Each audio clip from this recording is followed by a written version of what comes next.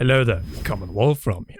In Inside Breath of the Wild 2 and Breath of the Wild 2 gameplay, we have covered all of open air Hyrule's 8 provinces. So now for the first but definitely not last time, let's do the complete open world. So how big can this map get? Well, be sure to leave a like, subscribe and press that notification bell, as we are going for at least 3000 likes on this one, Inside Breath of the Wild 2.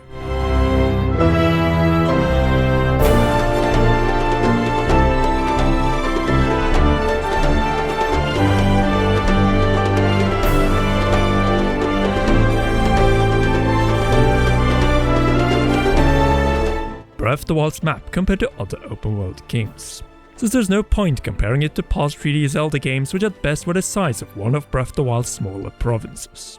The 19 Zelda game's open air map is approximately 72 square kilometers big, almost twice the size of the Elder Scrolls V Skyrim's 37.1 square kilometers. In fact, it is almost as large as Red Dead Redemption 2's 75 square kilometers. Impressive.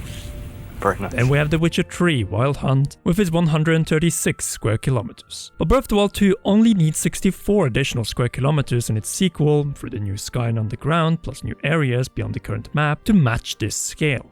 Not only that, they don't have to be in one loading area, as Witcher 3 had 5 plus disconnected maps. And guess the size of the biggest one of these?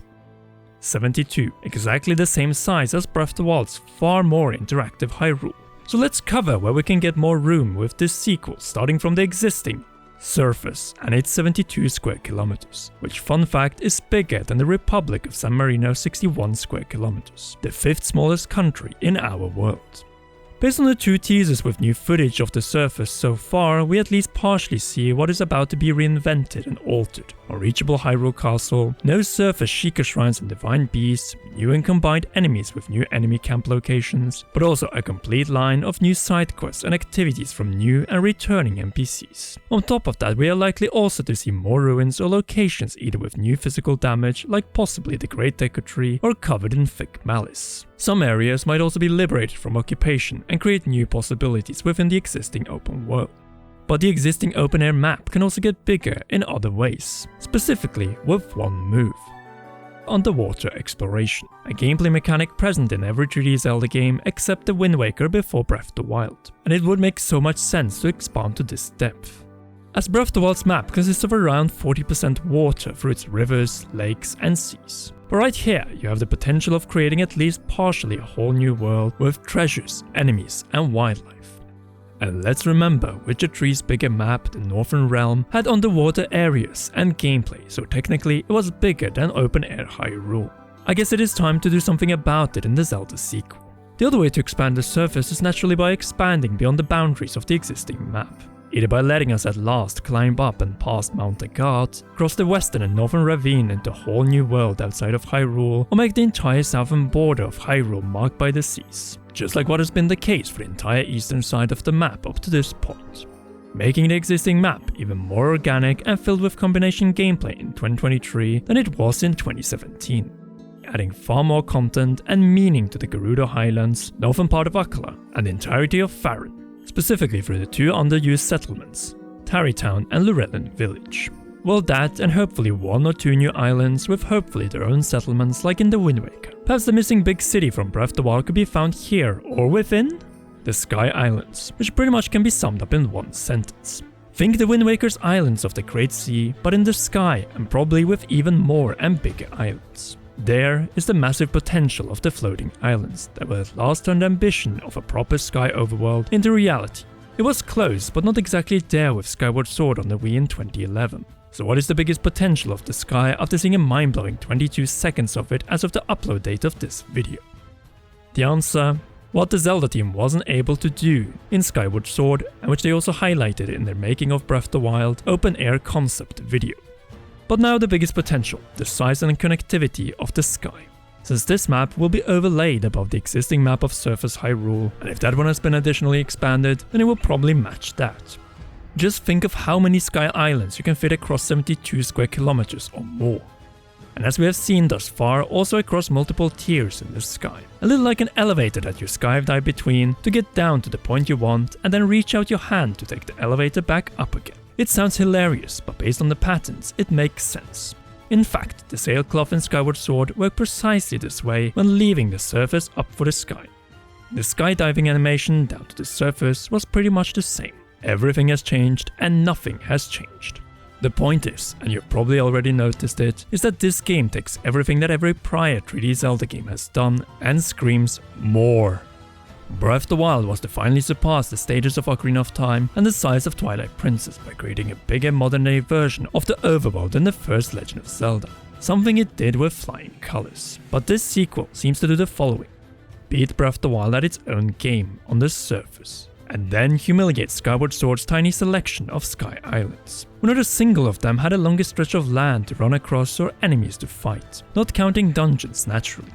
Well, that, and after finishing one island, run over a bridge, and when there is none, skydive or paraglide to the next island below or in front of you. This right here is a whole other level or an evolution of Skyward Sword's formula from 2011 taken to the 11. In fact, this island right here might just be what remains of Skyloft tens of thousands of years after it was abandoned by the ancestors of the Hylians. Now it is the domain of the gods, with a serene and downright spiritual presence filled with Japanese structures such as the torii gates leading into Shinto shrines, the closed lotus flowers in front of them, and in the distance of the new paraglider scene, what looks like a Buddhist pagoda tower or temple. Yes, I learned the difference when I visited Kyoto in 2019. You know, when I stood in Link's champion tunic outside the building where the Zelda team was preparing the E3 reveal just a few days later. Anyway, expect the Sky Island section to be expanded significantly in future videos. Beyond restoring the Master Sword, skydiving and sky combat patterns, numerous gameplay combination possibilities, time manipulation mechanics, the land of the goddesses and their temples, or dungeons if you prefer, and so on in our future open world videos up to the spring 2023 release. We, however, are about to go from the divine and spiritual heaven down to Malice Hell. You know, where Princess Zelda might have fallen even deeper underground. Also known as the Mummy or Dehydrated Malice Ganondorf's domain for tens of thousands of years, where the Demon King Demise first raised his ugly head when launching the invasion of the ancient surface civilization of Goddess Hylia. Yes, we're not done with the connections to Skyward Sword in this video, but this is an unknown underground world of organic and humanoid/demon carved tunnel networks and surprisingly impressive chambers. Yes, the underground can be absolutely spectacular even without humanoid carved or built structures out of stone. Just look at the many spectacular natural caves that can go nearly 1 mile or over 1 kilometer deep in our own world. Several of them are filled with early human caveman paintings, not so different from the ones depicted in the E3 2019 first look trailer. But here's the big kicker. What we've seen thus far underground in Breath of the Wild 2 is man or at least humanoid carved by the oh so mysterious Zona. There I said it, and for a good reason, since this pathway to Ganondorf's place of sealing with this entryway was not built in a day, not even a year, meaning that at some point there was an underground civilization living within a network of tunnels below Hyrule's surface.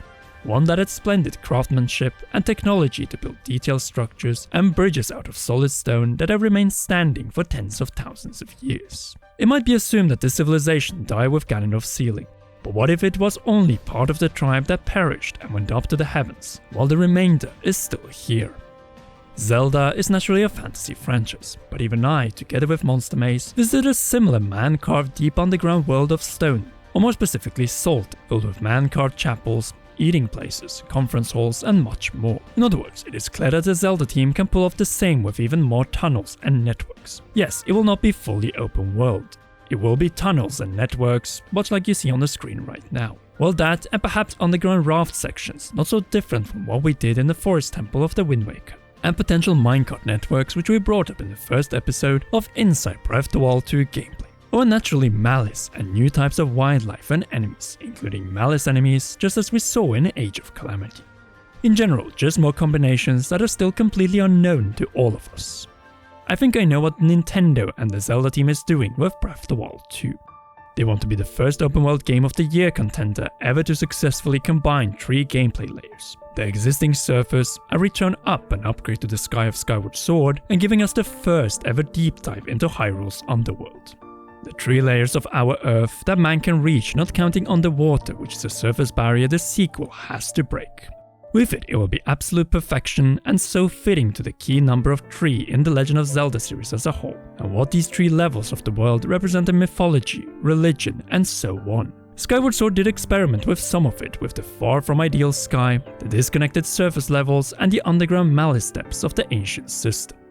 That was the sample. Now get ready for the most ambitious combination of the three, where a lot of it is completely open world in 2023. So several years before Bethesda will release The Elder Scrolls 6 as CD Projekt Red the new saga of The Witcher. Needless to say, we're barely scratching the surface of a game that is likely to blow us away, just like Breath of the Wild did in 2017. And more Breath of the Wild 2 open world videos are needed after we get more new footage and really, at this point, the actual title of the game. So if you haven't already, be sure to leave a like, subscribe and press the notification bell, as it helps us a lot and helps you to not miss any of our upcoming Inside Breath of the Wild 2 gameplay episodes. And we will explore far more of it on our new Twitch channel, Commonwealth Realm, so be sure to check it out. Streams every Sunday at 4 PM EST, so 2 hours after uploads. Last but not least, a big thanks to you for joining us on our first open world journey inside Breath of the Wild 2, and to all our patreon.com/CommonRealm patrons, and in particular our producer Charles Shash for your support. You rock, and please enjoy one or both of these 2 awesome videos.